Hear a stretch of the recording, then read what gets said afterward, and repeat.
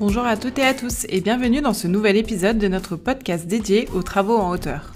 Aujourd'hui, nous avons levé le voile sur une question essentielle pour la sécurité sur les chantiers. Quelle est la différence entre un poste de travail et un moyen d'accès ? Pour y répondre, j'ai le plaisir d'accueillir Julie Ocard, responsable régionale des ventes distribution chez Tubesca Comabi. Bonjour Julie. Bonjour Marina et bonjour à tous. Alors Julie, pourquoi est-il si important de bien distinguer un poste de travail d'un moyen d'accès ? C'est une distinction essentielle car elle impacte directement les choix d'équipement et les normes de sécurité qui y sont applicables.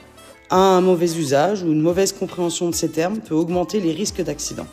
Par exemple, utiliser un simple moyen d'accès comme un poste de travail peut exposer les opérateurs à des dangers non prévus par la conception de l'équipement. Très bien.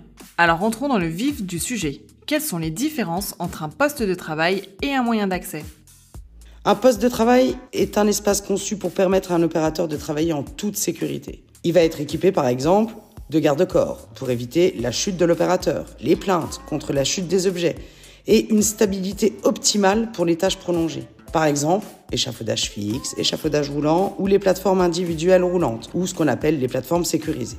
Or, un moyen d'accès sert uniquement à atteindre un poste de travail en hauteur. Il n'est pas conçu pour y rester et effectuer des tâches prolongées ou répétées. Exemple, les échelles, les marchepieds, appelés communément les escabeaux. Donc, la différence repose essentiellement sur la finalité, accéder ou travailler. Exactement. Et il est crucial de respecter ces usages pour garantir la sécurité des intervenants. Quels sont les risques encourus si l'on utilise un moyen d'accès comme un poste de travail ? Le risque majeur, c'est la chute. Par exemple, rester longtemps sur une échelle sans protection augmente les chances de perdre l'équilibre. De plus, cela va à l'encontre des recommandations de l'assurance maladie et les normes en vigueur. Il faut aussi savoir que légalement, certaines situations peuvent engager la responsabilité de l'employeur en cas d'un accident lié à un mauvais usage des équipements. Comment Tubesca Comabi accompagne-t-il les professionnels pour choisir le bon équipement entre poste de travail et moyen d'accès ? Chez Tubesca Comabi, nous proposons une large gamme d'équipements adaptés à chaque besoin. On revient au poste de travail avec nos échafaudages roulants, nos plateformes sécurisées, les piers, mais aussi les moyens d'accès avec les échelles et les marchepieds. Nous accompagnons également les entreprises dans leur choix en faisant des préconisations, des conseils personnalisés pour assurer la sécurité maximale tout en respectant les normes. Merci Julie pour toutes ces précisions. Un dernier conseil pour nos auditeurs avant de conclure ?